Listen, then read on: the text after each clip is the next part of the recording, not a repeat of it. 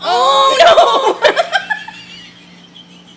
It was still on silent from work. We're falling apart at the seams. This is real bad. All right, Okay. take two. And we're back. Oh no! Why? Why can't I hear anything? Oh. Fuck it. We're back. It's the Goblin Squad. It's definitely the Goblin Squad. It's Brooke and Sarah. Sup? Sup. We've been dealing with some technical difficulties. We're on one mic today. As you Gobs. might be able to tell. Yeah. We're in the SERP. We are. Yet again, Yeah. we discovered that one of our mic cords is faulty and No. has been for some time. You know what I need to do that I didn't do? What I left didn't the you do? AC on. Oh, Just shiza. keep recording. Keep All right, talking. I'll riff. Yeah. So go. we're in the SERP. Sir. We were having a lot of interference issues. Oh wow, that's much quieter. Yeah. That's Now you sound that's nice. like And as you can hear that, folks, the AC is off. Oh my God, everything is a nightmare. It's the best intro of all time. All right, I'm back. All right, she's back. All Okay, I'm fine. right, you can hear. Yeah, I can Can hear you hear it? You're Can good. Can Okay. You? Okay. Yeah. We're also the friends that never touch each other, so the fact that we're sitting next to each other, I'm We like, took a picture together. You know, we have like 4 photos together. it's not real, it doesn't I exist. know, just like, ew. Yeah, No. it's weird. No, I don't care. I don't care. We gotta shake it out. Okay. Shake it out. Shake out the weird. Ah. Okay, Okay. All we're right. back. We're back. Gobs. Hi. Hey. How are you? I'm fine. It's been a weird day. It's been like a weird 2 weeks. Yeah. You got retrograde, a Sabbath, a full moon, and now the Lionsgate portal. It's been kind of haunted. It's been kind of haunted. Yeah. And so we want to record a podcast about it. And we're going to talk about some haunted things. But we wanted to start a new segment at the beginning of every ep, I think, moving forward. Kind of like 3 little goblin-y things Yeah. that we're into at the moment, which we've decided to call odds and ends. That's right. Which I think works. We workshopped it. We were like, bits and bobs? Bits and Gobs bobs? slops? No. Gobs and slops. No. We've tried that one before. Wait, It didn't work. didn't take off. Didn't take. No, so it's very, again, pain and panic. Yeah. We are worms. We are Worthless worms. odd and end. Oh, yeah. Odd and end. Odd and end. That's it. So, do you wanna go back and forth on these? back Do you and want to forth. do 3, or you do one, I do one? Yeah. Hit us off with your first one. All right, so I said I was going to prep these. I didn't prep shit. So I do have... Who needs prep? No, I don't need prep for weird stuff that I'm into right now. No. So I want to start out with literary situation. all So right. we recently, collectively, finished book 8 Yes. of Dungeon Crawler Yes, Carl, we did. which is kind of a tragedy I know. because now we're just waiting around. for like a year and a half, probably. And there was a great void in my life. Yeah. And so I decided to do the opposite vibe and start an ACOTAR reread. Reread. Yes. And I'm in book 1. Yep. I'm only on chapter 11. The red flags. All All right. Feyre, honey, darling, sweetheart. How didn't you know? How did you not know? Tamlin is an ass from the first From the minute. beginning. From the get-go. Yeah. And He sent his friend out there to die. he absolutely did. And then spoilers to the book that's been out right? for 10 years. And I don't know. she's starving. She's starving. She's like, oh my God, I haven't eaten food in like days. She's illiterate. She can't read. Bitch can't read. Reaches for another piece of cake, and he's like, that's enough food for you. You're going to throw up. Good Crispy, snap. right? That was I a know. crispy That was, snap. And it was right in the... All day I've been like, That was like 3 quiet down. fingers at once. Yeah, That wasn't good. yeah, it's been a whole. So yeah, red flags all around. But I Red flags all am really happy because I forgot that the audiobook narrator for book 1 of ACOTAR is Jennifer Ikeda, Yes. who is the audiobook narrator for Discovery of Witches, Love that which series. I love that series. I love And it. her voice, Matthew. right?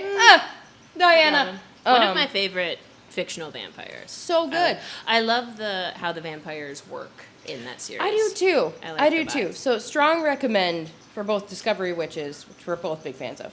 Yes. And the ACOTAR reread, because book 6 comes out in, I believe, October. And then 7 in January. Yeah. Yes. So it's gonna come up real fast, and I am so slow.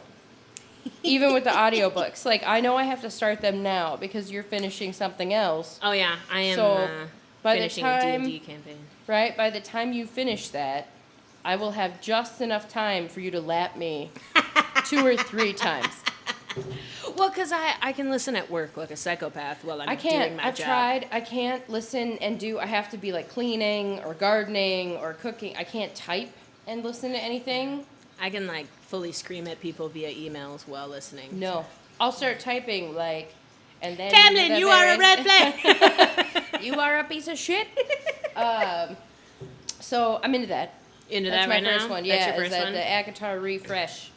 All right, my first one was the sister to the koala check-in that we've come up with, which is the metaphorical fan of change. Okay.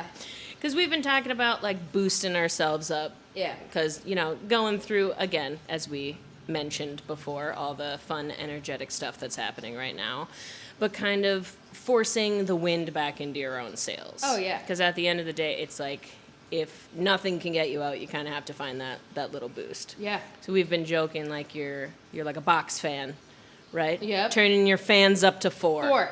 And just forcing yourself to pivot! Yeah, do it. And sometimes even if it doesn't feel good in the beginning, it helps you get to that point. It does. So we've been checking in, similar to the koala check-in. I'm like, where's your fan at? Fans at 2. Fans Good. at 2. Fans dying in a But gutter. I'm like one of those old like vintage metal oscillating The fans ones that never today. die. Yeah, that's how I'm feeling today. I'm feeling not box fan, so it can get ultra specific. Yeah, I'm because feeling like an AC. that's what we do. That's what we do. Yeah, so that's my first one. That's good. That's Yes. good. Same vein. Ooh. So recently, I feel like that, like, is it a meme? Lady Gaga, like, club, another club, bus, no sleep. Like, that's been, Yes. that's kind of been how my life has been. Yeah. You've been And running. This week in particular, specifically yesterday, was Yeah. insane. It was like 7:30 in the morning, guest speaker, 10:30, public program, noon, magazine interview. And a guest speaker at a catered breakfast It was- luncheon with linens. I was I wore my business And very pants. fancy as- business pants. As your husband is Yeah. fond of saying, those are some nice business They're pants. very fancy pants. Yeah, thankfully I had the business pants because Yes. when I walked in, I was like, oh my God. They help the persona, I feel. Like They you get really into do. character. Yeah, they really do when you Yeah. have the business pants. I have identified I need business shoes, Ah, business as shoes. I do not have any. Yeah, you need business shoes. 0 business Yeah. shoes.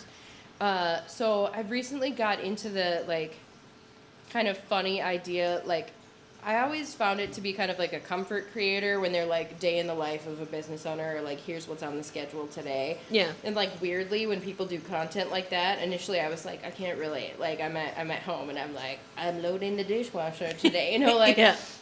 But Well, because some now- of them can be weird, where it's like the Right. pretending to wake up and then pretending to be really chilly. like, oh my God, the curtains. It's so bright. I'm like, bitch, are you a vampire? What's happening? Why are you like that? You The got sun- up and my eyes! set up your camera and fully shut the curtains again, ho? Like you It's were like, out of your girl, bed. You've been up for an hour and a half. Yeah. When you timestamp that at 4:30, it's 6:30, 7 in the morning, all right? Yeah. Let's be real.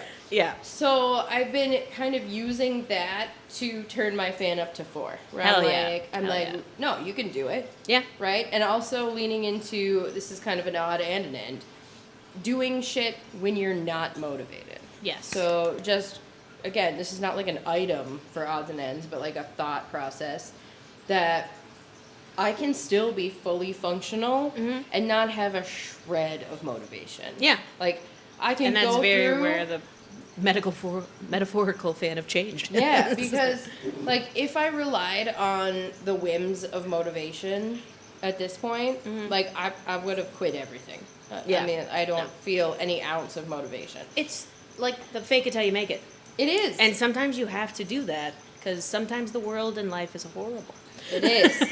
And stressful and anxiety inducing and, Yeah. you know. So it's been kind of like, okay, lean into it. Yeah. Like, stop shying away from the fact that I decided to be a business owner.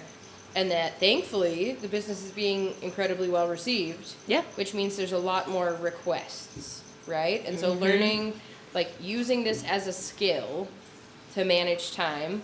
And then also recognizing, as shallow as this sounds, that my appearance matters when it comes to being a business owner. So, like, if I'm not taking care of myself Yeah. and I look schlubby or, like, exhausted or, like, I'm not ready to do the thing, Yeah. that translates and other people notice it. Well, because you feel it, right? You do. So then if you are not feeling like your best self, Yeah. it's, it's tough to give out your best self to people. It is. And when you're trying to sell the idea of like a reptile shop being important to people who are eating with linens at 7 in the morning in a private club. Those were set tables. They were. It's It's the an bouge. invitation only club. Yeah. And I was like, how did I get here? I don't belong here. There's people of commerce I in this don't- building. Many. I had a man ask me at the end of my lecture what my revenue streams are. What are my revenue streams?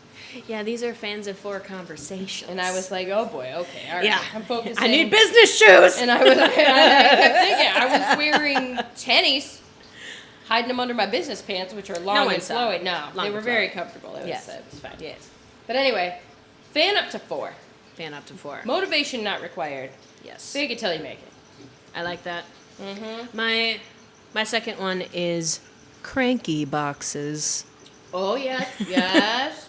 which is the 19th century popular craft I found online and then decided I must make. Mm-hmm.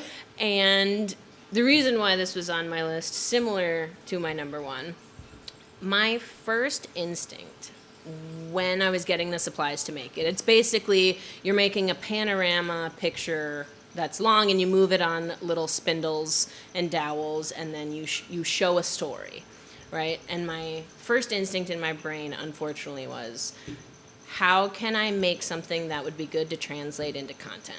And that sucks. When it hits sucks you. as an artist.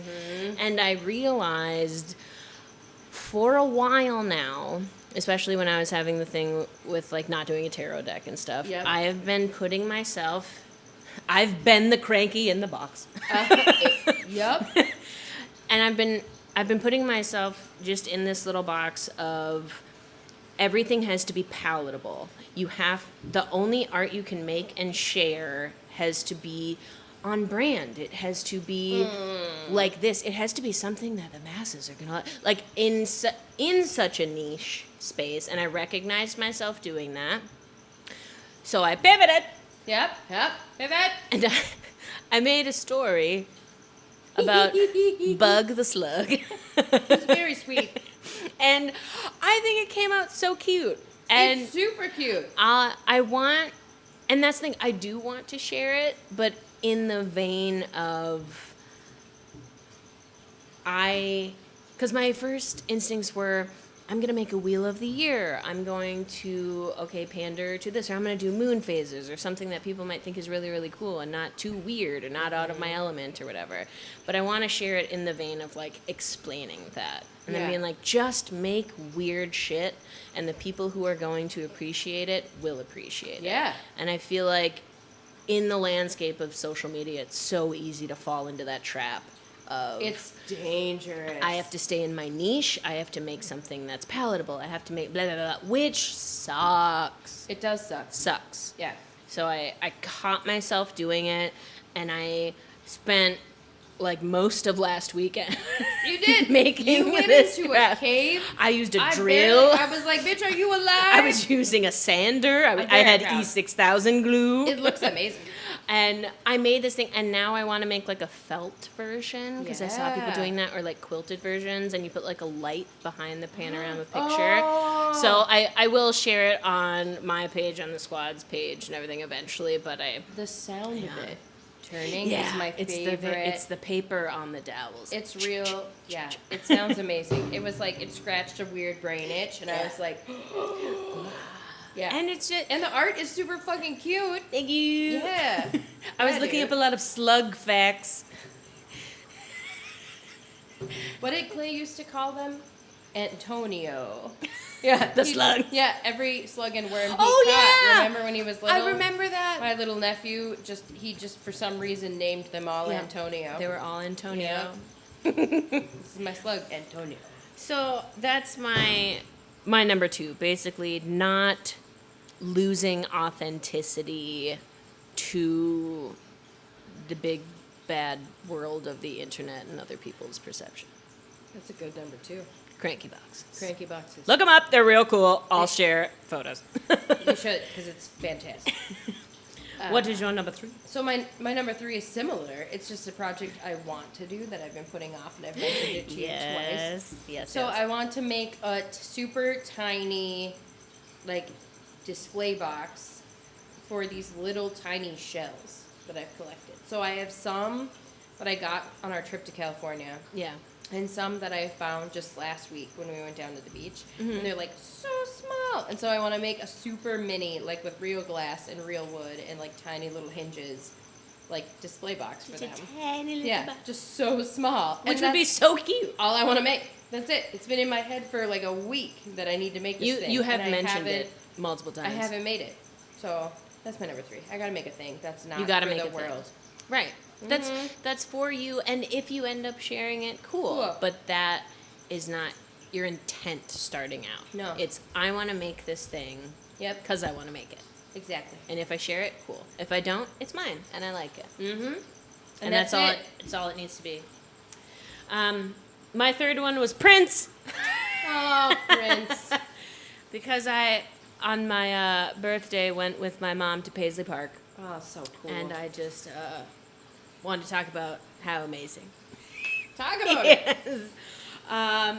One of the big. First of all, by the time this comes out, you'll still have time. August 28th, they are releasing an album, his 40th album of unreleased tracks. Are you serious? Yes, August 28th. So look out for that, Gobs, Oh my god. because it's coming.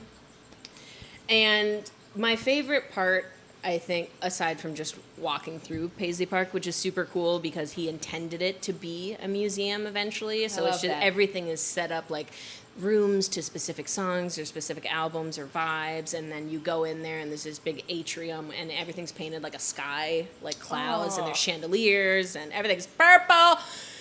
It's great. And there's doves that live in there, which is very cute. Oh. But my favorite part was we watched the Rock and Roll Hall of Fame clip of the him best. with Tom Petty, Yep. where after they left him off the Rolling Stone Top 100 list, he was like, "I'll show you." Didn't practice, Nope. didn't rehearse, nothing. Nothing. Shows up and godlike plays the guitar. I've watched the YouTube video like 15, 20 Oh yeah, times. and then yeets it Yep, just into it vanishes, oblivion. and it's just gone. Which we found out on the tour, he planned that out. Every time he would do that, he would be like, "I'm going to throw it over here. Get ready." So they would have a plan before him. So he would come on and just be like T whenever he did anything. I love it so much. And we watched that clip on a big screen while standing right next to that guitar that also has the water damage on it from when he performed at the Super Bowl to where it started raining. That's And you can see it. freaking wild. We got like see his basketball court, the cars, the motorcycles from Purple Rain. No. Like, and where it had the quote on the bottom, "Dearly beloved, we are gathered here today to get through this thing called life." And I was just like, I want to steal that motorcycle. I want it in my home. It's so cool because you could like see his stickers on it and like the wear on them and stuff. And then my mom bought the Greatest Hits album, which we listened to on the way home. Yes. And then I immediately watched Purple Rain when I got home and You did. passed out on the couch. Oh, And it was amazing. Highly recommend. Go to Paisley Park. Listen to Prince. New album dropping August Fantastic. 28th. yes. Big ups to Prince. Prince. All right, that was amazing. Yeah. Well done. Well done. And again, hard pivot Right. to our topic To from our Prince. subject matter. But I think that's a good way to open up the beginning. See where we're at in our goblinness. It's a check-in. It is. That's the new koala check. That's it. It's what are your things? Odds and ends. So today like we had mentioned previous, we're talking about ghost ships, hauntings. Unusual aquatic circumstances. Yes.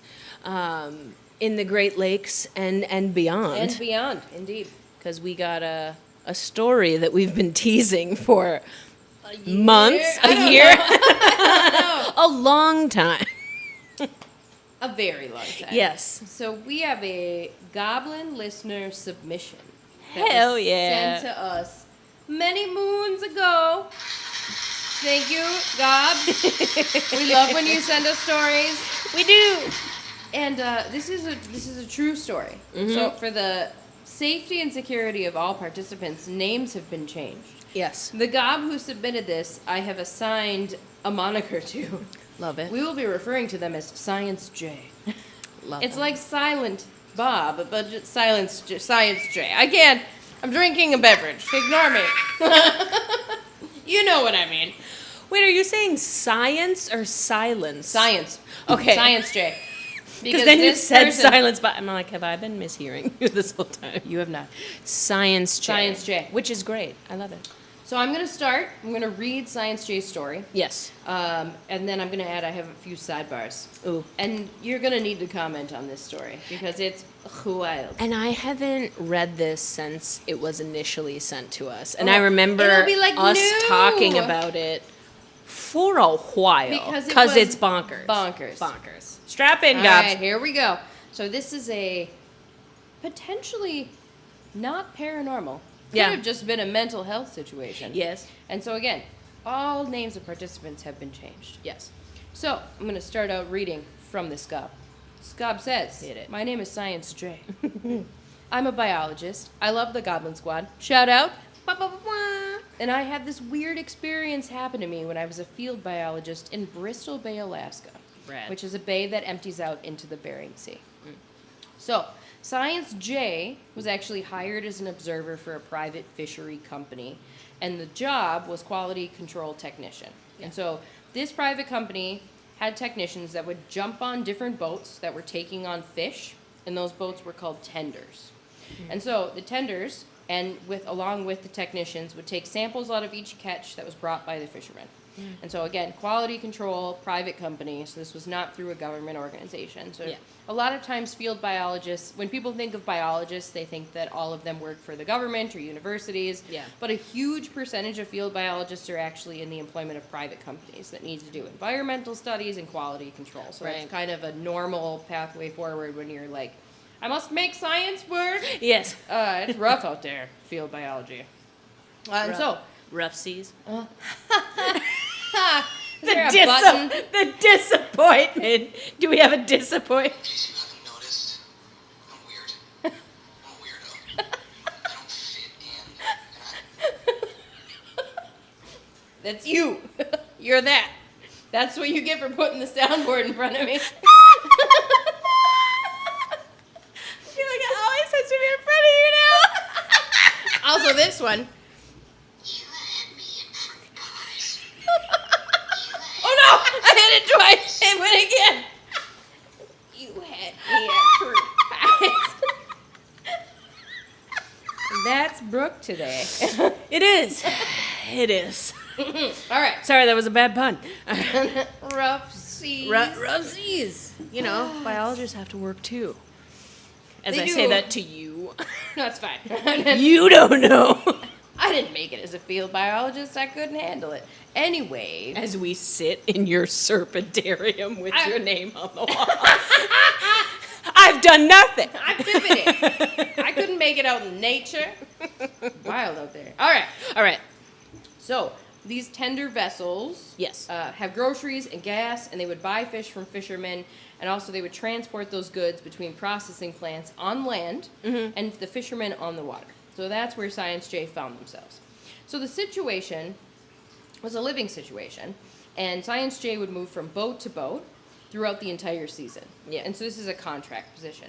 Most of the boats were actually retired crabbing boats that were doing tendering in the off season. Side note, Science J actually saw a couple of the boats that were on Deadliest Catch, Sick. including the Time Bandit and the Maverick. Right? Science J did 2 seasons up there and had a lot of really crazy experiences. There was one that stuck out that occurred while doing a stint on a boat whose name we shall withhold, Yes. but was nicknamed, and this is the actual real nickname, not one Okay. I have added, the Evil Spirit. Yep. This boat was known for being odd. The vibes were off. People didn't like that boat because there was just a lot of weird, strange lore surrounding it. I don't like that. And the crew that year was particularly chaotic and full of weird misfortune. The captain, who we are calling Ben, was a dick. Fuck you, Ben. There was also a first mate, we will know as Sandra, Ooh, okay. who he was definitely sleeping with Oh, in a horrible, messy, on and off again relationship. Also, Sounds like a nightmare on a boat. Sandra, full pirate, had an artificial leg. That's awesome. Right? Also, in a weird, maybe not coincidence, family business, Sandra had a sister who was also working on a ship, and it was the sister ship of the evil spirit. And Her according sister worked on the sister yeah. ship. And according to Science It's like a J, right? According to Science J, the sisters matched the vibes of their individual ships. Oh. Science J okay. had fantastic experiences with the sister and terrible experiences with Sandra. Oh, Sandra. So the crew consisted of Captain Ben, first mate Sandra, and Sandra's friend Bob, who was a 60-year-old retired plumber who was up in Alaska to give the whole Alaska fishing season thing a try. Yeah. And according to Science J, he was a very weird man. And not good weird. Ugh. Like, ew.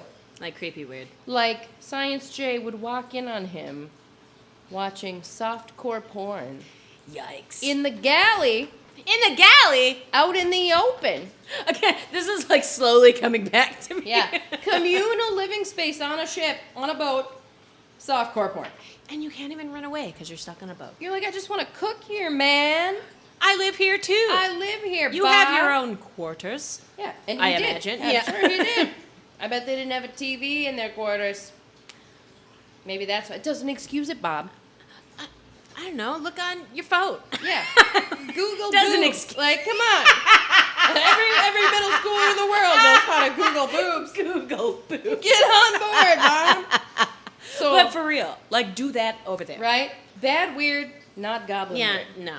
There was also another deckhand on the boat we will call Wilson, Wilson. who was just a really nice guy who had a family and was up there trying to get hours for his captain's license. No Wilson. red flags, right? And according to Science J, Wilson's whole thing was, I'm just along for the ride. Okay. That's fine. Yeah. So I'm going to switch perspectives here. And I'm going to Yes. read the story from Jay's perspective. All right. So, Jay says, I would work 2 or 3 days at a time on the Evil Spirit before switching to a different boat in the district. Basically, as these boats were transporting goods and services back and forth, they would stop to take in the fish for a district in a few days. I would jump on a boat, work, and would hop to the next boat when it was full of fish and needed to be offloaded at the processing plant. Yes. Straightforward. I was about a month into the season when I had my last experience with the Evil Spirit. I got dropped off by the boat I was previously on at 3 o'clock in the morning. Yikes. Typically, how this would go is the boats would pull up alongside each other, not stopping, in the sea, right? Crazy. Darkest night. They were each about 150 foot long plus, bearing sea crabbers. So Yeah. think Deadliest Catch. Yeah. We've all seen it. Yep. We know what it looks like. Pretty big. Yeah. With gigantic buoys that were over the sides to prevent the boats from literally smashing into Smashing, each other. yeah. And so they wouldn't run into each other because the buoys were right there. They would pull up as close to each other as they possibly could, and Science J had to jump Crazy. from one boat to the other.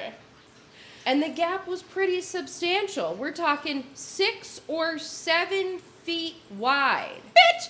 Over dark, open sea. Someone gonna catch me? Between boats. Ah! If you fall, you're going full like I'm dead Han now. Solo in a I trash am the compactor. deadliest catch. That's it. You're it. You've been caught. You're You've dead. caught me. That's it. I'm dead. a crab. Right? So you had to leap over dark water in the middle of the night. Also, badass. I mean, science, for real, Jay. though, That's Jay? fucking badass. So badass. So usually I would throw my bags across to the boat. The person on the other side would catch them, and then they would reach out for me, and I would jump across. Yeah. We were doing this at 3 a.m, and for some reason, the boats decided not to tie off because they were low on time, and they were just going to do a pass-by, which we all knew you just had to go with. Like, you just did what you were supposed to do. I make the jump and miss. Shit. And slip and manage to catch myself by my elbows on the railing of the evil spirit. Like, hanging with your armpits. Imagine the Like, bruise. yeah, over the railing. Like, god damn. Oh my god, just knocks the fucking Right? wind And out of you're you. like, You're just, you're like, I'm gonna die. So you're like death grip on the side of this boat, pitch black, dark, death water under you. You're holding on Just as tight holding as you on as can. tight as you Fuck can. that dark water. Right? I'm not going in there, man. Oh no, that's you know so how big the heinous. crabs are down there. I'm not going in. No, amongst other things. I mean, many things. yeah. So somehow I just flopped myself over the side. You know how in those moments where you do a thing and then you're like, I have no idea how I managed to do that? Car Bob, off the baby. right off the baby. You're like dragging Me adult man on the boat. right into that. Right. I'd been there. Bob was the one who was out there greeting me at 3 a.m. His response was, "Oh my God, are you okay?" I made this jump a lot of times, and nothing like that had ever happened to me before, so I was pretty shook up about it. Fair. But it was really late, so I went to my cabin and I went to sleep. Yeah. The next day, I come out. Bob's not acting right. He was acting nervous, which was really out of character for him. And he would answer voices that no one else could hear. I don't like that. He would claim that he was seeing people out on the deck. He would go out to check and there wouldn't be anyone there. By the way, this is an entire episode of the Magnus Archives podcast. There's a whole boat episode that is almost identical to this, so when I heard Jay's story, I was like, oh my God, They lived it! this is so scary. Which I do think I'm unable to listen to, because you telling me about it scared It's me. too scary for you. I'm going to tell you right, I love you so much. I am not, I will just have nightmares. If Or the not be end able of to sleep. Dungeon Crawler Carl was freaking you out, the Magnus Archives ain't for you, Jack. Do you want to play a game? No, that's too scary. It's not for you. Yeah, just summer No, child it's in that all way. right. It's I'm okay. a baby with It's horror stuff. okay. Sidebar, I watched the trailer the other night with Joel for Lee Cronin's The Mummy. Oh. And we were both like, absolutely the fuck not. So I was like, Trixie and Kati were talking about it. They said it were really good. I And you're was like, no. we both were like, we can't handle this. No. No. Versus we watch the trailers for scary movies and the Commodore is like, maybe. Yeah, Like, you guys are just normal. Does it look scary? No. Eh. Meanwhile, me and Joel are still haunted by Insidious. Oh, which is a classic. You know, it has some really solid jump scares in that movie. Yeah. lot of Some of jump the scares. scariest jump scares actually are in Insidious. Hits, yeah. So It does. Continue. Yeah, yes. Okay, so Bob, not acting right. No. Hearing things, seeing things, not going well, right? So he would go check. There wouldn't be anybody out there. This was just a really haunted vibe that Yeah. seemed to take over the entire boat that day while I was on it. We were taking fish. All of that was going on. I was doing my job. Everyone was doing their jobs, but there was just this unsettling feeling in the air about the boat. And all of it centered around Bob. After we took fish in for the afternoon, late evening, Bob continued to be agitated. The other people on the boat, Ben, Sandra, and Wilson, didn't want to deal with him. So Oh, they that's all fun. told Jay, keep him occupied. Oh, that's fun for them. Maybe play cribbage with him. Watch a movie with him. Try to calm him down. Yeah, let's watch a fucking movie. Yeah. With softcore porn Bob. All Yeah, right? hard pass. Let's do it. No. So after a lot of arguing and discussion, because this was a big deal to make this choice, they decided Absolutely. that they needed to go back to the processing plant and let him off the boat. Because Yeah. clearly something's gone wrong, right? Yeah, something's happened. Yep. And normally losing a crew member before the end of the contract isn't really a thing that happens, but Yeah. they felt like they had no choice. Which is fair. Yep. So they start to head back. Jay's trying to play cribbage with Bob. Bob is just really not doing well, kind of losing it. Ooh. He's having a hard time doing the math that's required to play cribbage. So we decided it wasn't a good idea. Yeah. We ended up watching a movie. There you go. They ended up watching Super Troopers. Sidebar, this was Science J's first time watching Super Troopers. Schnozberries taste like schnozberries. I can't pull over any further. I can't even imagine being in that situation. Well, someone's having a breakdown or a haunting. Yeah, like there's either ghosts tormenting this man or he's in full psychosis. That almost makes it scarier to have that like levity, funny thing happening in and the like background. somebody losing their shit in the room with you while Super Troopers is playing. It's called shenanigans.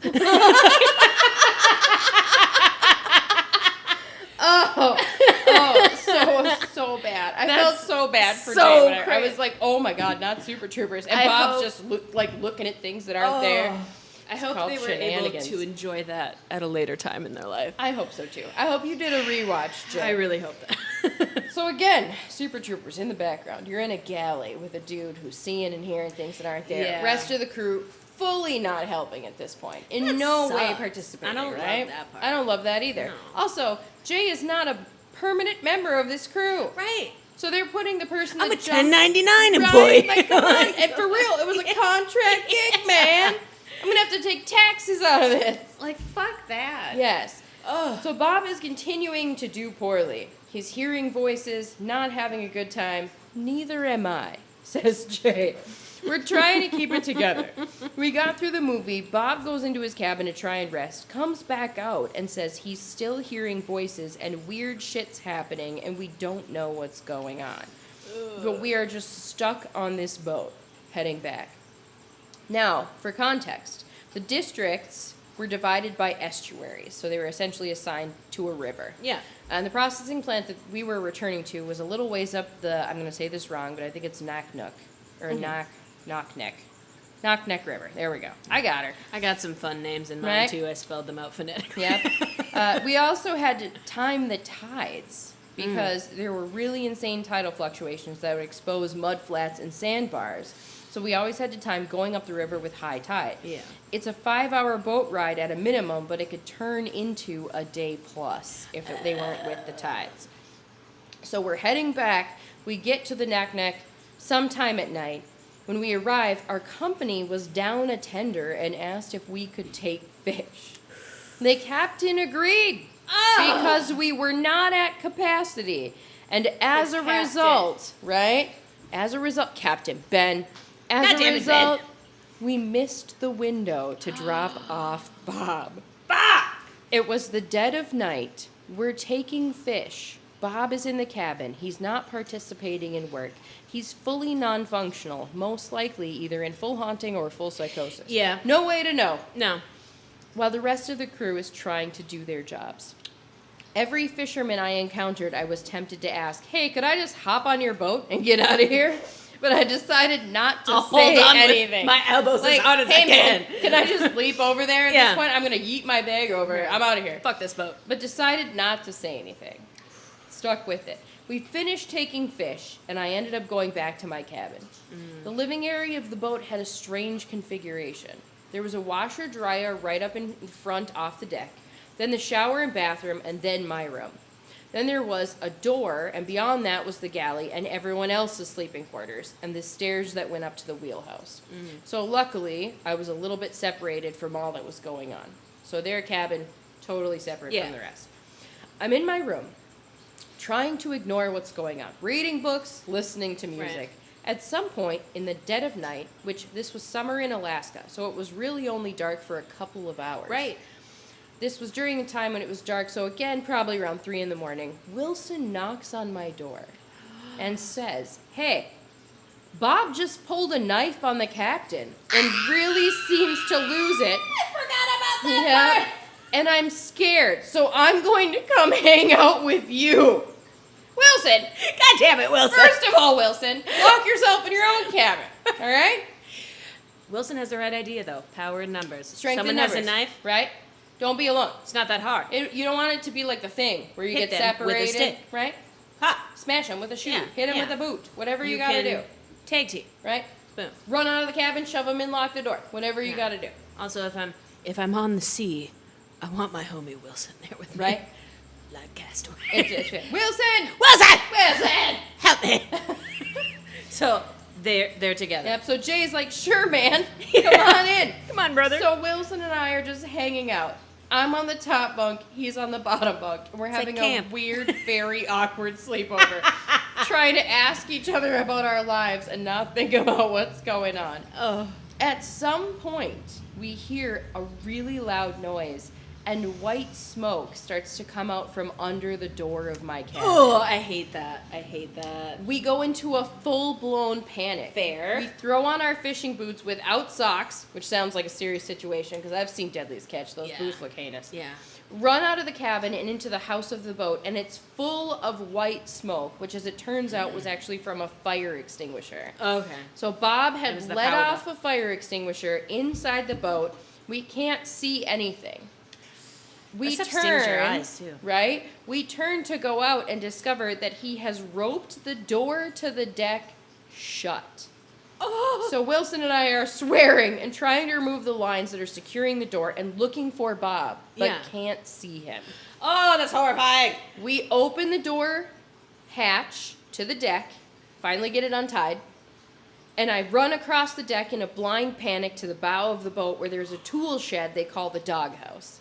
I arm myself with a bunch of tools and hunker down and was getting ready, mentally preparing to be violent.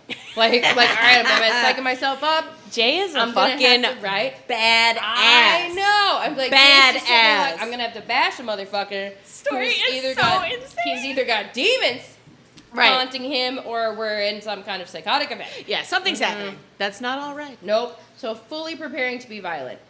Also, we have burner phones that we were assigned for work. Yeah. And at this point, I call the head office of the processing plant to tell them what's going on and to see if there was anything they could do to help me get out of the situation.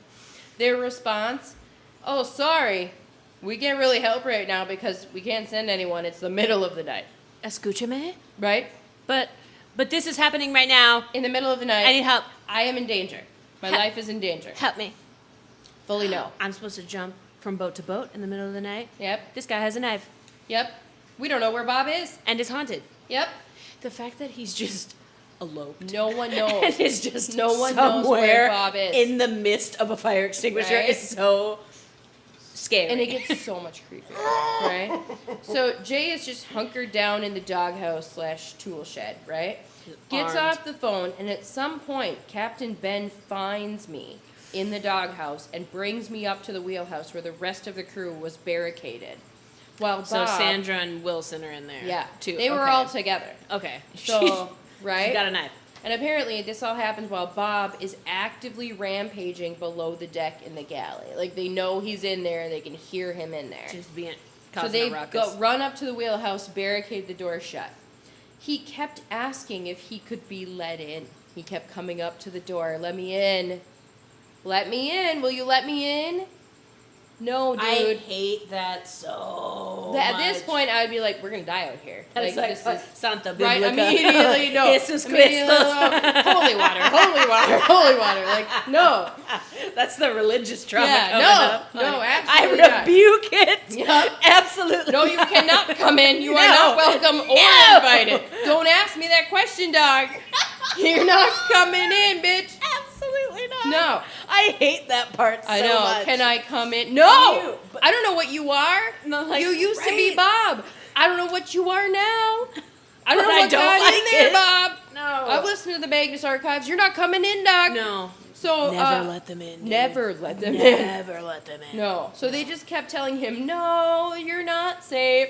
Like you can't come in." Like, can you imagine? Actually, looking no, out, thank you. looking out this fucking window and seeing this guy like with a fucking And knife. the dude's right there. No. Like at the window of the circle. No, immediately cardboard. Immediately cardboard over. I would be like, snakeskin. Wah-wah, like throw it. No. Absolutely not. Absolutely. I get the Snakeskin, scariest right? thing I could possibly find and throw it at him. No. So, Oh. while this is going on, Captain Ben turns to Sandra and is like, what is Bob's medical history, dude? Because Sandra knows Bob pretty well. Oh, yeah. And they're trying to figure out what could possibly be contributing to this. Right. Sandra actually knew him so well that she was pretty sure that he was not on any medication. And as far as she was aware, she had never heard of this happening to him before. And there was no incidence of this behavior prior. Well, and you'd think, like, spending that much time together in such close quarters for extended periods of time, like, you'd be aware of people's teeth in that way. Yep. So at this point, they thought this was really out of the ordinary, completely out of the blue. Ooh. Basically, what we all had to do was just hunker down and sit in the wheelhouse until dawn, when Fish and Game came on board and escorted Bob off the boat in handcuffs. Shout out to the DNR. Right? Hell yeah. The feds are like, motherfucker, get off the boat. We can't have this. No. And he just left, and we never heard what happened to him. That's wild. It gets crazier. We get to the dock many hours later. We get off the boat. My boss, which is the processing plant boss, not Captain Ben, is asking me and the crew what happened.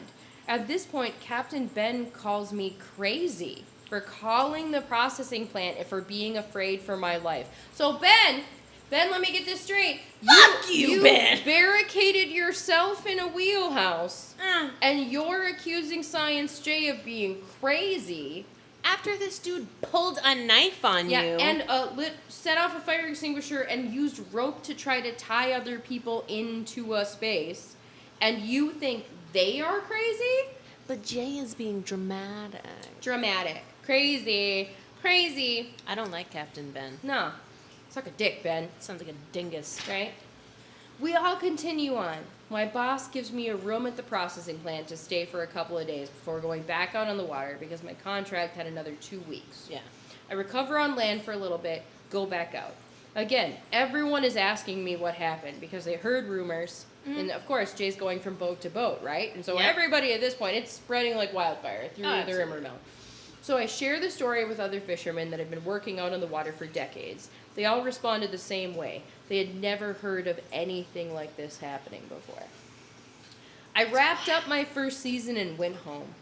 A whole year later, I came back for a second season, but this time they brought their significant other with. When we came back, I started asking, my bad, I jumped ahead. When I came back, I was like, I will never go back out on the evil spirit again. Yeah. But I was asking what had happened to the crew. Yeah. Did anybody know what happened to Bob or the boat or any of it? Because the boat was back out on the water, but with a completely different crew and different captain. Interesting. I learned that no one knew what happened to Bob. After he was escorted off the boat, he disappeared without a trace. To this day, no one knows what happened to Bob. That's crazy. The evil spirit and the crew that was left, Ben, Sandra, Wilson, and another greenhorn who was picked up off the sister ship, went down to Southeast Alaska to keep working. Apparently, however, at some point, the boat sank. Excuse me? It sank. Sank to the bottom. Sank to the bottom. Jay cannot remember if anybody knew how it sank or what had happened. However, Ben suspiciously lost his captain's license. And the crew dissolved. And things just ended for them.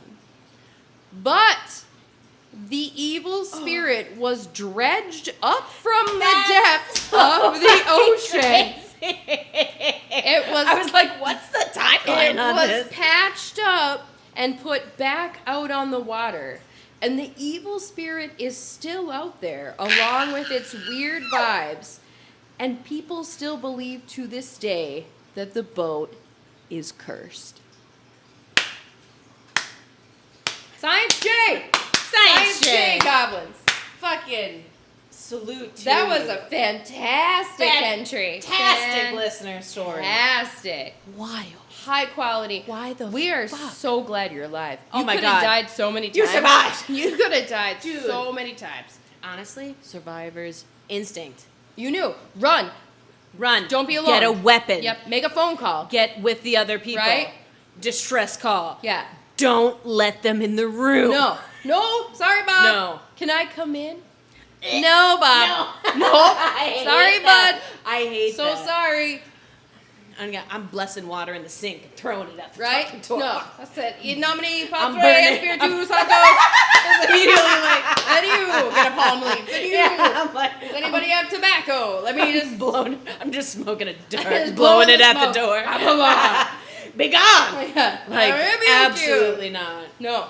Good on you for surviving and getting the hell out. I mean, Damn. I can't even imagine the stress.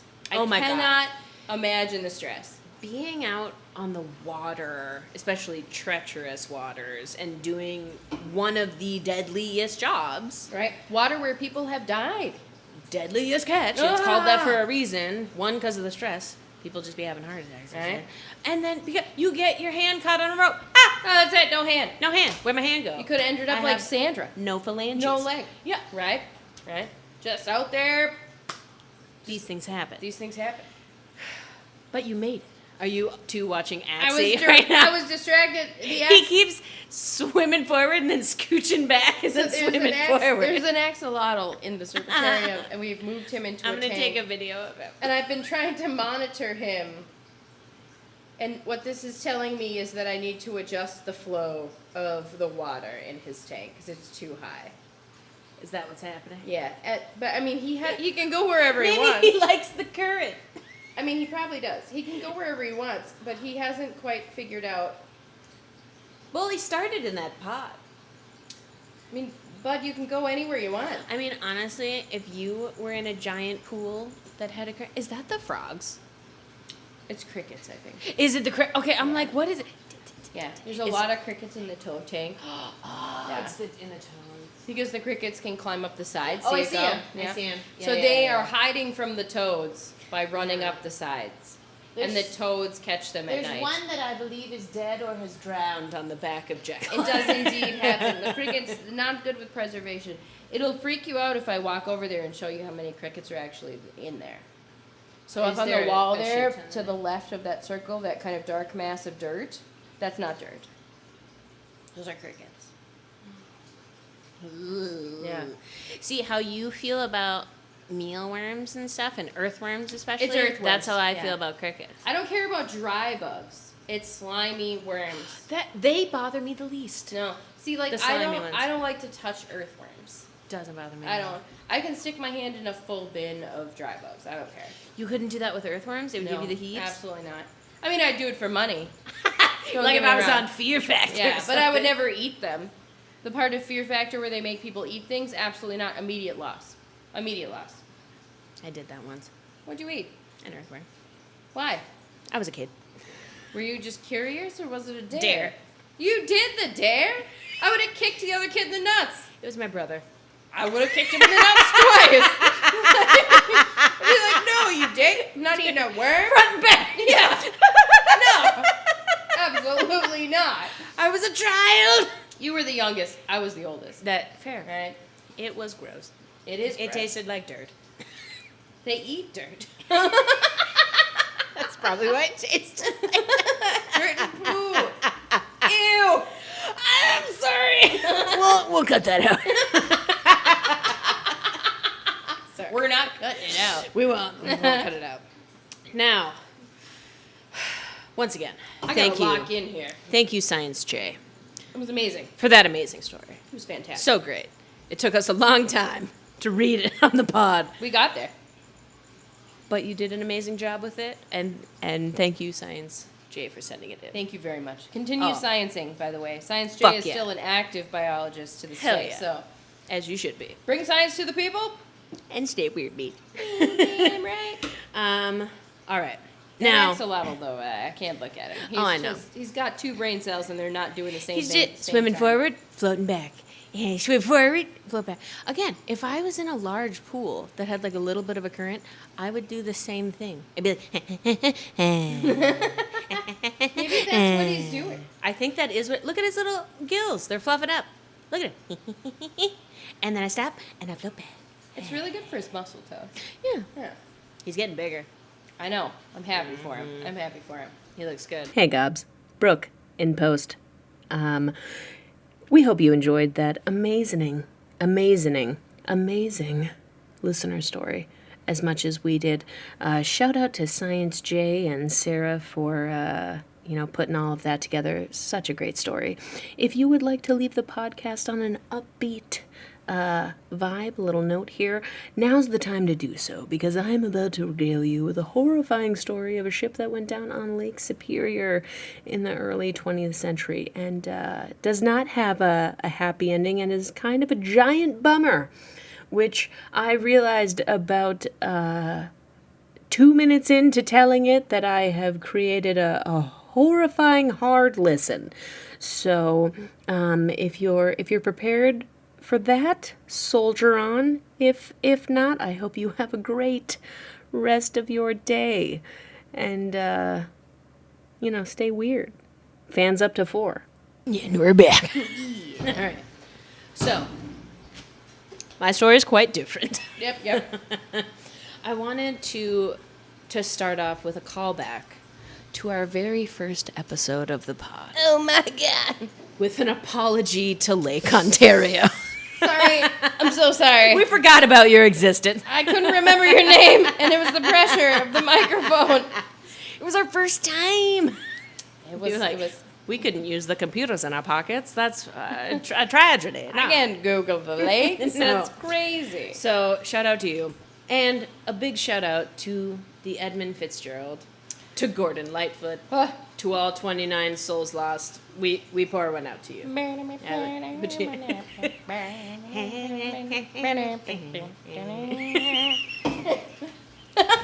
That. So, but today, I'm going to be talking about another vessel that went down on the same lake in the same month, 70 some odd years before that. Damn. The SS Bannockburn, or the Flying Dutchman of Lake Superior. Just got chills. Bum, bum, bum. All right, strap in. All right, I'm ready. I'm focused. All right. This Canadian freighter mysteriously vanished during a heavy snowstorm on November 21st, 1902. Oh, damn. It was last spotted around noon on November 21st by the captain of the Algonquin. Oh, the Algonquin? That old thing? The good land. Okay. Yes. James McMaw. I keep wanting to say Macaw, but it's McMaw. Okay. Near Isle Royal before disappearing into the haze. Captain James recognized the ship as they shared many of the same routes and were two of the ships still on the lake that late in the season. Mm-hmm. He noted in his captain's log that this Canadian wheat carrier wasn't towing her two regular barges. Oh. Most likely in preparation for the inevitable gales of November. You don't want a bunch of You shit want behind stuff you. attached to Yeah, it. no. There's too much wind and For shit those going not on. from here, it's not a joke. No. The waves are like 20 feet tall. It's intense. You're gonna die. Yeah. if you're out there. So he also recorded that the Bannockburn seemed to be making good weather, and there was nothing unusual to report. A minute or two goes by. McMaw raised his binoculars again to see the Bannockburn's progress, and the ship had vanished. Excuse Vanished. me. What? I went Sean Connery there for a second. Sean Connery. Did you say a minute or two? Minute or two later. So, sees the ship. Oh, look at them. Looks making great. good weather. Weather. I can't speak. It's all right. Weather. Turns back. Gone. What? Gone. Shook by this, he begins to scan the horizon. Nothing. She was nowhere in sight. And it is misty. Okay, Right, but also, it's misty, so like maybe but- they were making better time than he thought. Right, Maybe they got out of right. view. Yep. But still is just like perplexed by it, but is like, okay, can't see him anymore. Yeah. Now, little backstory. The Bannockburn weighed 1,620 tons. It was 245 feet long, not a small ship. No. About the max size that could navigate the grain route it took through the Welland Canal and the small locks of the St. Lawrence River. Oh, sure. So, like, coming down from Canada, going through. Mm-hmm. The captain on the Bannockburn was 37-year-old Captain George R. Wood from Port Dalhousie, which I looked it up. It's like dollhouse. Oh. That word. Yeah, It Dalhouse. looks like it'd be like Dalhousie or It something. does. Yeah. Maybe it is. That's how I saw it pronounced. That's fine. Ontario. This was his first season on the Bannockburn. Oh, no. But Okay. He was considered to be an experienced navigator, having commanded other vessels like the Glengarry, which is fun. Very nice. In a strange turn of events, Captain George's brother, Eugene, was chief engineer on the ill-fated car ferry Marquette and Bessemer number 2, which is fun, which was lost in a storm on another one of the Great Lakes, Lake Erie, on December 8th, 1909, What 7 kind years of later. family blood curse? Haunted family. Yeah. At this Yeah, point, so- that's not good. Get off the water. Both went down. Okay. The remaining members of the crew were very young. Oh, God. Of the other 20 men, 33-year-old chief engineer George Booth was the only married man on board. Okay. The next oldest crew members were 24-year-old first assistant engineer, or second engineer, Charles Selby Jr., and 22-year-old second mate, William Chalkley. Baby children. They were the next oldest. Oldest? Yes. So 37, 33, 24, 22. Oldest. Oh, my God. Yeah. Selby, having just received the promotion for this voyage after the former first assistant engineer abruptly left the ship only a few days before.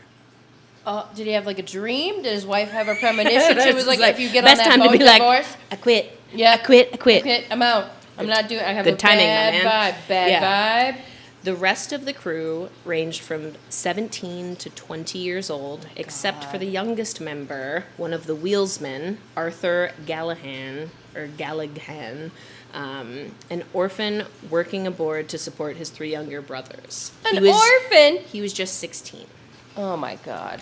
At the time, it was super common for Great Lakes shipping companies to employ young and inexperienced crews in order to keep wages as low as possible and maximize their profits. And boy, did they make profits. Oh. We'll get there. As the Bannockburn finished loading, Captain Wood remarked to the elevator superintendent, Mr. Sellers. I love the names. Yeah, It's like, very. see? Load the wheat, sir. That he remarked that he expected good weather on this run, and he thought they might even be able to get one more run in before the end of the season. Mr. Sellers wasn't buying it. Old experienced dude. He was noting how the ice was beginning to build out from the shore. He was like, the season's coming to an end. Yeah, we're done. No. Now, the Fort Williams Times-Journal, in its issue of November 20th, reported in its Port Arthur news that the steamers Bannockburn, Chile, and Saturn were that day loading grain at the Canadian Northern Elevator at Port Arthur. However, the Bannockburn did not clear until the next day, at what hour is not recorded, but thought to be around 9 a.m. Okay. Before making her way to the open lake, the ship briefly ran aground What? and was forced to turn back. After going through a thorough examination, it was found that the damage was minimal, and she was declared perfectly sound and cleared to head back out. Okay, I'm already concerned. So, went through inspection, but before going out on the lake, ran aground. Okay.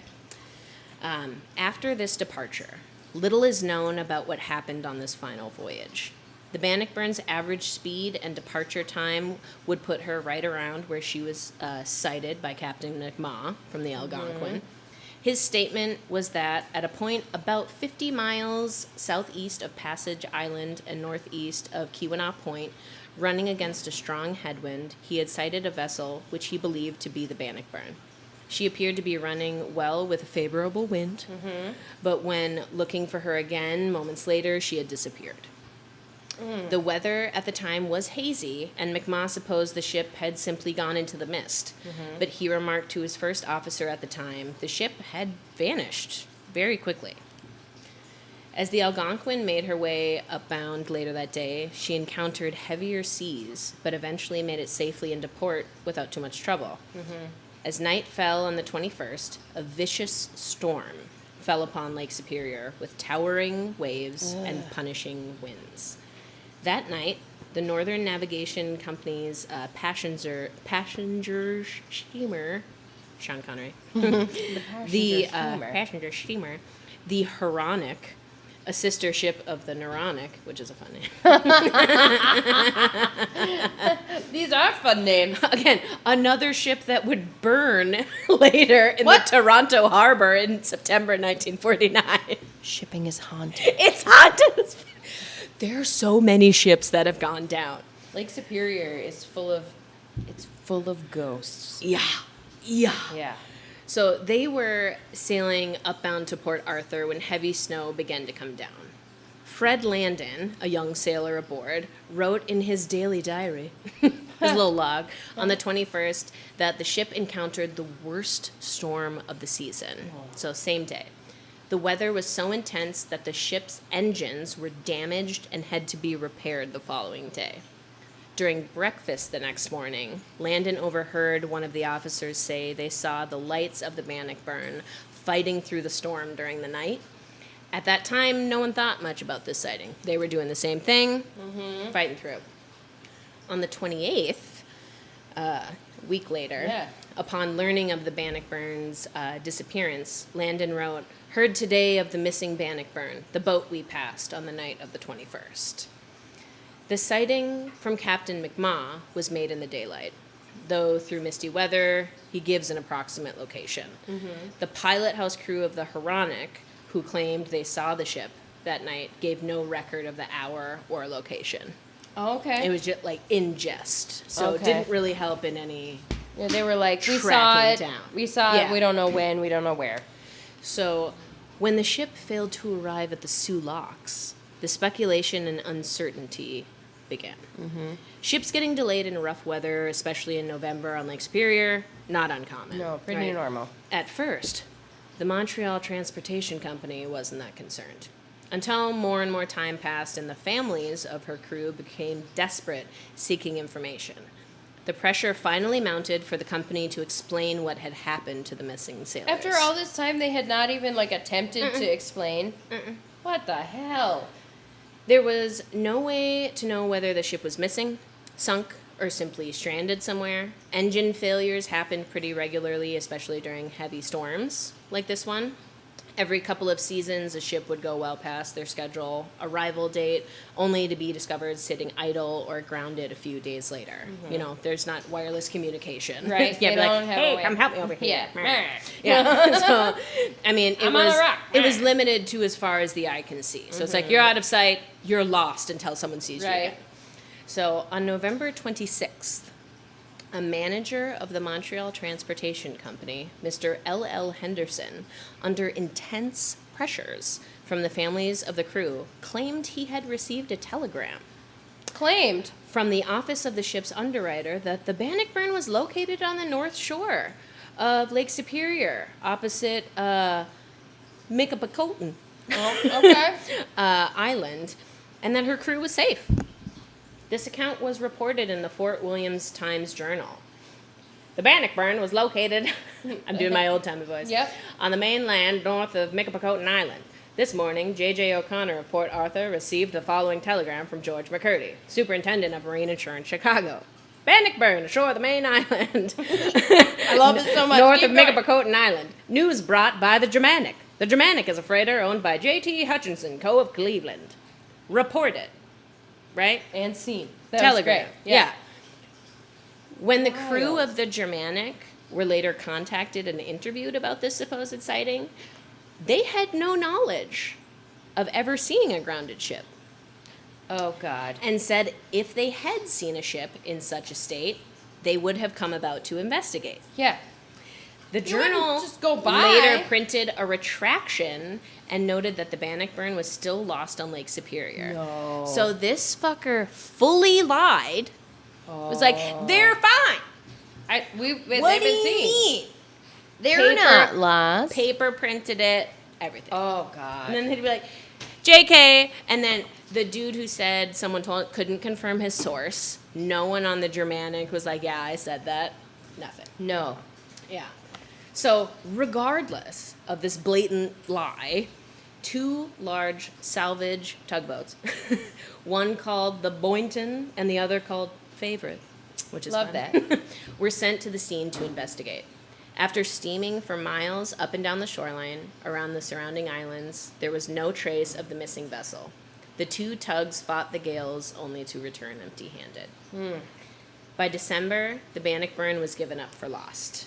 A final report from another publication called the British Whig, great name. That's a fantastic name. This one bums me out real hard. This is after, like, presumed lost, right?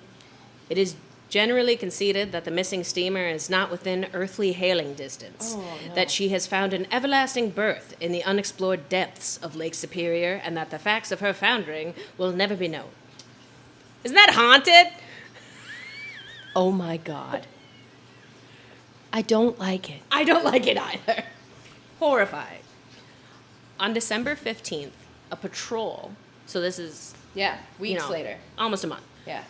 patrol in Grand Marais, Okay. a life-saving station, discovered a life preserver No! from the Bannockburn washed up on shore. Oh! Quoted saying, the life preserver found bears seeming bloodstains on its shoulder straps, which are tied.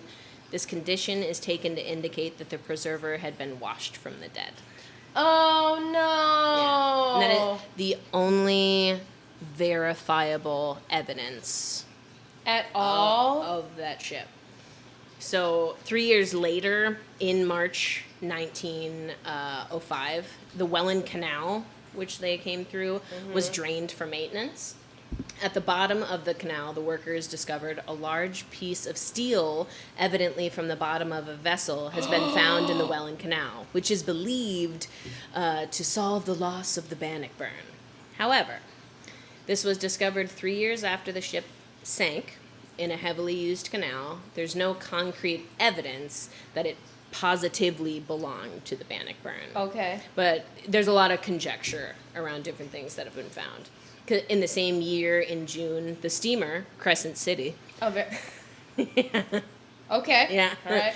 reported encountering a floating deck and cabin 15 miles west of Whitefish Point, attributing this wreckage to the Bannockburn, but still no evidence to definitively tie it to the ship.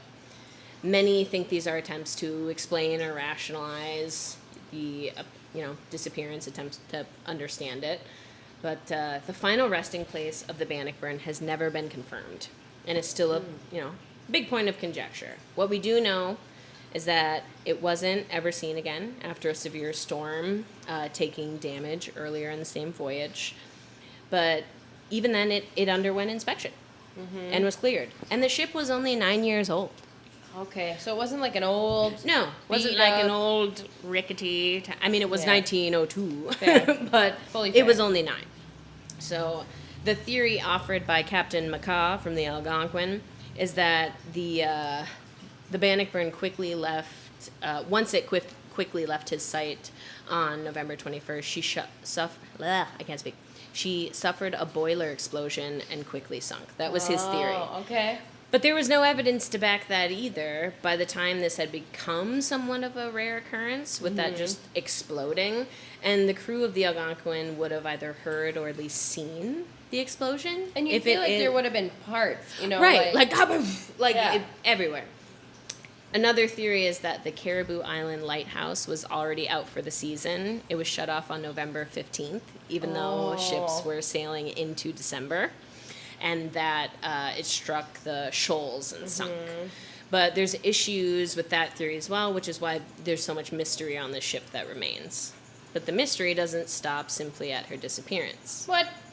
Years after the ship went missing, sailors started reporting ghostly sightings of a shadowy, ice-laden freighter lingering in the fog during or prior to storms on the Great Lake. Some lore claims the ship sailed through a crack in the lake and is doomed to endlessly cross the freezing waters near Whitefish Point and Caribou Island, never making port, quickly earning the nickname the Flying Dutchman of Lake Superior. Joe Combs tells one compelling account of this strange phenomenon. I'm ready for it. Oh my God. I'm pulling up. Many sailors through the years have viewed a sighting of the Bannockburn as a bad omen.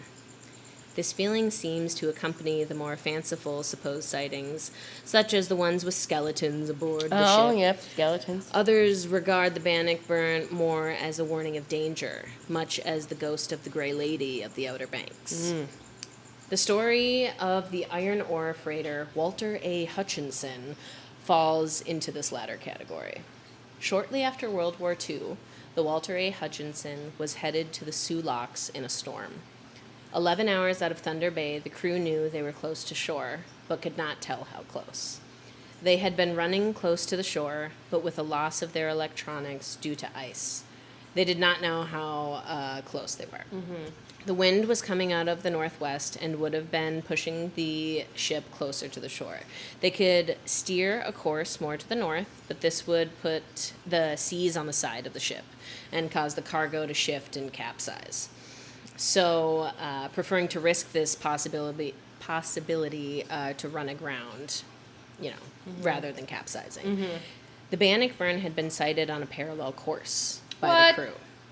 But with the coming night, they had lost sight of her. I'm going to get into this particular story in a second, but oh God! Suddenly a rocket exploded in the night. A rocket? What do you mean a rocket? The crew saw the Bannockburn 100 yards off coming straight at them. After like a boom. Like a flare? Like a... rocket. A rocket. Exploded in the night. Rocket. We're sticking with rocket. Yeah. The captain ordered the rudder brought over hard to port, bringing the bow around to the northeast. The Walter A. Hutchinson wallowed in the high waves, trying to put distance between itself and the Bannockburn. After what seemed like an eternity, the Bannockburn passed safely astern of the Walter A. Hutchinson. The crew continued as the Bannockburn then ran aground and began to rip apart at the seams. Then the Bannockburn simply disappeared. Oh. If the Hutchinson had not changed course, she would have been the ship impaled on the rocks. Did the Bannockburn appear in order to warn the captain of the rocks ahead? Then, when the captain failed to change his course, did the Bannockburn head straight at the Walter A. Hutchinson to force the captain to change his course? We will never know. I'm quoting this Joe Combs. I am a man of science. Science! Science? I always look for logical explanations, but if I am ever on Lake Superior and see a 3-masted, single-funnel ship with the logo of Montreal Transportation Company on its deck, I'm going to steer wide of her and heed the warning. I appreciate Mr. Combs' physical description, because if I also see that ship, I too will be having a full freak out. Now, I have some caveats with this story.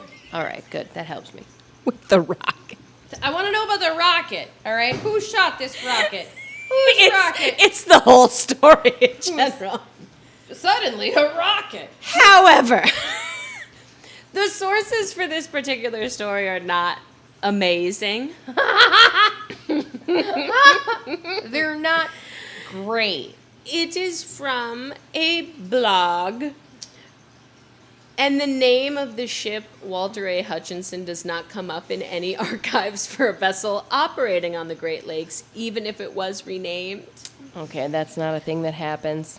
Not to say it didn't exist or the story is untrue, but it's very hard to substantiate, not unlike a lot of haunted tales.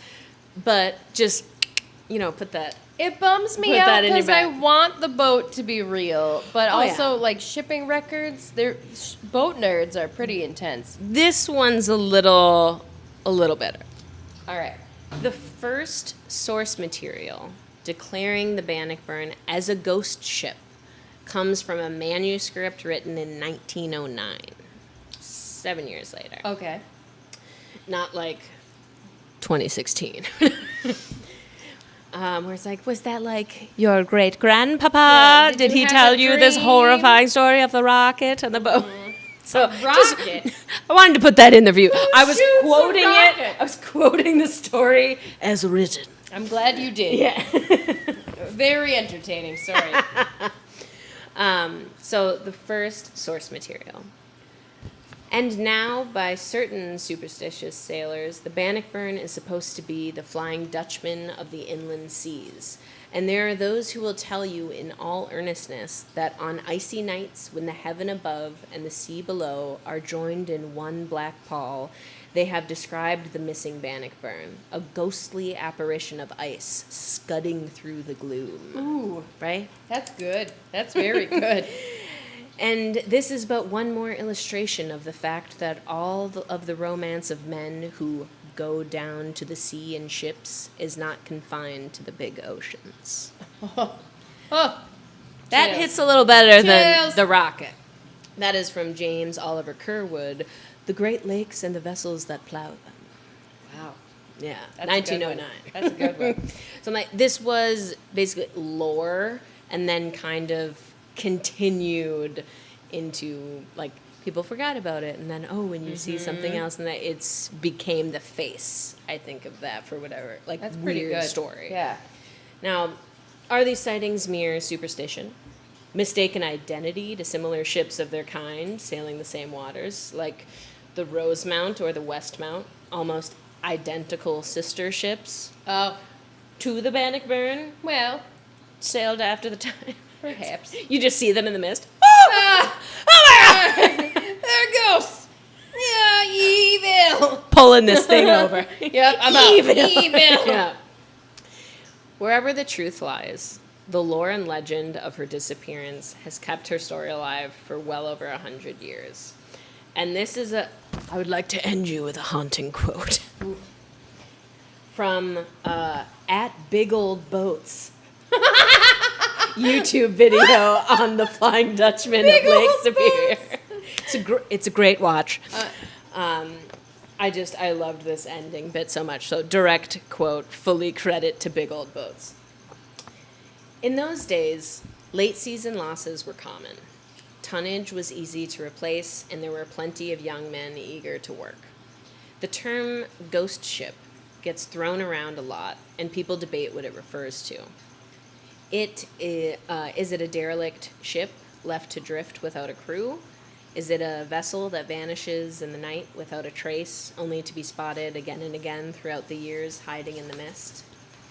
It's an evocative idea that somewhere in the vastness of the seas and lakes of the world, phantom vessels lurk just beyond the fog. A romantic notion that the young men who are sacrificed in the name of commerce somehow live on. The idea that a young sailor can continue in some ghostly realm lends significance to a life cut short by the pursuit of profits, letting us believe that the sacrifice of our loved ones was somehow worth it. Oh, that hits different. Right? That gets Right. me. That gets me. Yeah. I like that. Yeah, dog. So I want to do a big shout out to the 21 lives lost. There's Captain George R. Wood, First Mate Alexander Graham, Second Mate William Chalkley, Wheelsman, the young lad Arthur H. Gallahan, E. Bodway, another wheelsman, the watchman George Gillespie. Gillespie. Gillespie. I went way too Italian. It's all right. George Booth, first chief engineer. Charles Selby Jr., second engineer, first assistant. Cecil Linton, the oiler, and 12 unknown crew members. Oh, wow. And I had some sources on this one. Big Old Boats. Big old boat shout out. Shout out YouTube channel. JC Archaeology on WordPress. Wandering Educators. Shipwrecks of the Great Lakes by Julie Royce. And the National Museum of the Great Lakes, or nmgl.org. Fantastic. The Flying Dutchman. The Flying Dutchman. I would freak out if I saw a ghost ship. Freak out. The fact that they ran aground, were then set to go out, seen by multiple ships, and then immediately, like, Just gone. disappeared. And still not found to this day. And people Still are not looking found. for it. Yep. People are actively looking for it. I think that people that aren't from the area, the Midwest around Lake Superior, have a very difficult time fathoming the size. Yeah. Because it They're is big. not. And that's not even, like, it's 245 feet. There's bigger ships that have gone down. And much bigger. I mean, that was fairly small. Yeah. Right? Because that's going through canals and shit. But I mean, like, the sheer size of the lake. So, like, when we can't find it, you know, people are like, why can't you find it? Godzilla could stand in Lake Superior and not reach the top, dog. And it's very cold. They need one of those remotely operated vehicles to explore the bottom. Again, I will put this in the show notes. We recently watched a live stream of an ROV exploring the bottom of Lake Superior to do a life survey, like a biology survey. Yeah. It was fascinating. Crazy. And it's wild in there. I was there today. It was real cold. It was freezing. It's scary. It is. People be taking their boats out on that thing. No. You've been Like out there? regular fishing boats. You I go swimming in been it. out there in a fishing boat? No. I have. I've been on the Vista Cruise. I have as well. The Never been out Commodore there. went out there regularly in a charter fishing boat. That was part of his youth. My husband went. Yeah. with- So, yeah, he had an experience. He too went out. Yeah. Yeah. Probably with a similar captain. Yes. And And he said it was terrifying. There were times when the waves were so high and the lake was so rough that clients were sobbing and praying and hoping to not die. I remember being, again, afraid on the Vista Cruise, which is supposed to be like a, ha ha ha, come This is have so lunch. fun. Oh my God, yay. Sightseeing. I went out there on Horrified. on a 12-foot fishing boat one time. My dad took us out. 12? Yeah, just a regular old fishing boat. We went out through the Superior entry, and we went out probably much smaller distance than I as a child believed before he was like, no, and turned us right back immediately around no. and went into the bay. It's insanely powerful. Yeah. And it is full of shipwrecks Yeah. and bodies. Yeah. And because That- it's so cold, No one will ever find. because it's so cold, they're all still down there. The big lake they call Gitchagumi. She doesn't give up her dead, dude. No. It's crazy because it's not, we're not on the ocean, right? No. But it's so huge. We're like, I've talked to people who are not from Duluth who come and look at it and it's like, that's not a lake. Yes, it is. It is. But also, there's that interesting phenomena of people that were born here Yeah. and grew up here that when you go away from the lake or you move somewhere, if you are without water, like Yep. if you're out of eyeshot of water, it feels suffocating. That was me when I lived in North Carolina. Yep. Because everywhere we live here, you Yeah. can see her.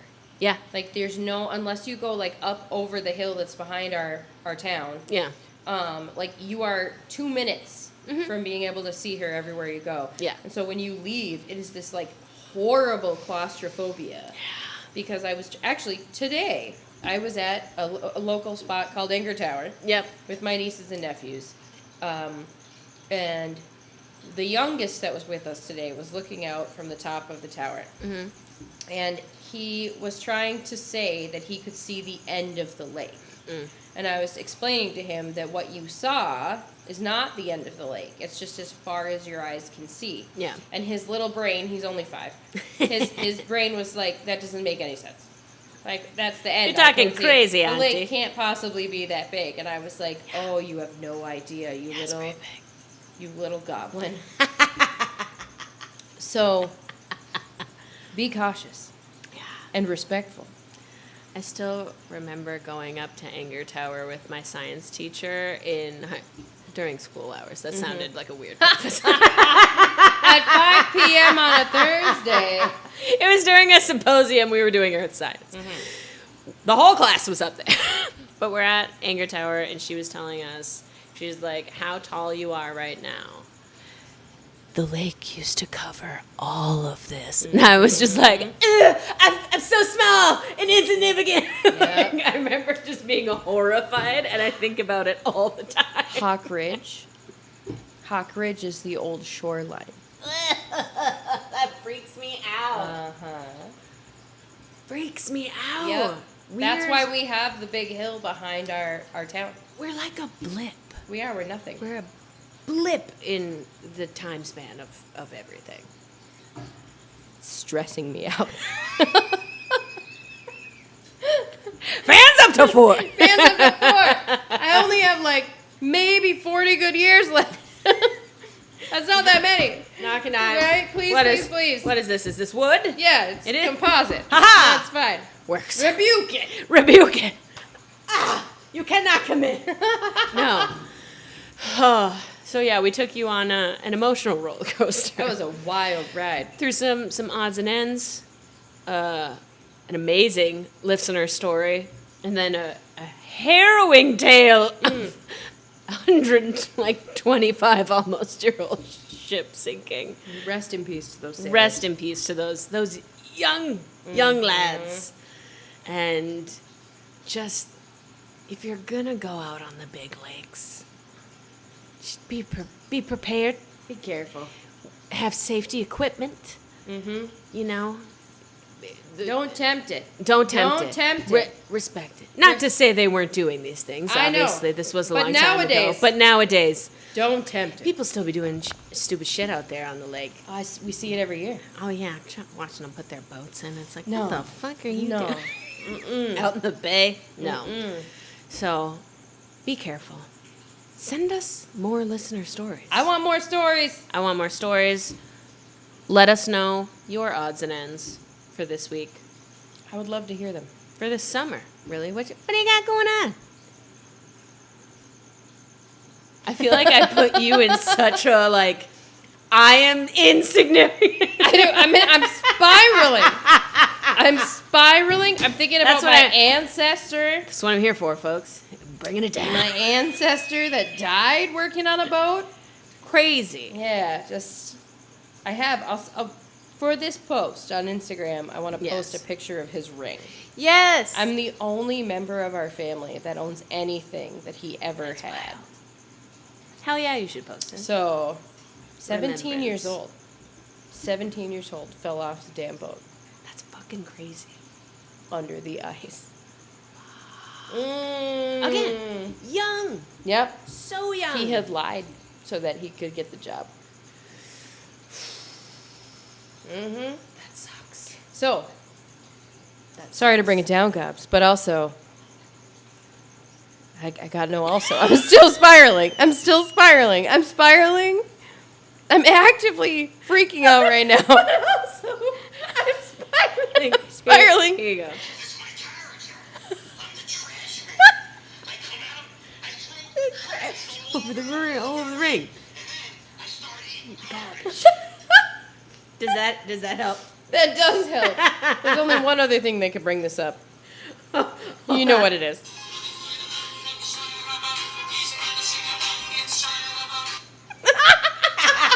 You did it. You fixed me. Oh, and on that note, Gobs, you know what to do. Stay weird. Bye.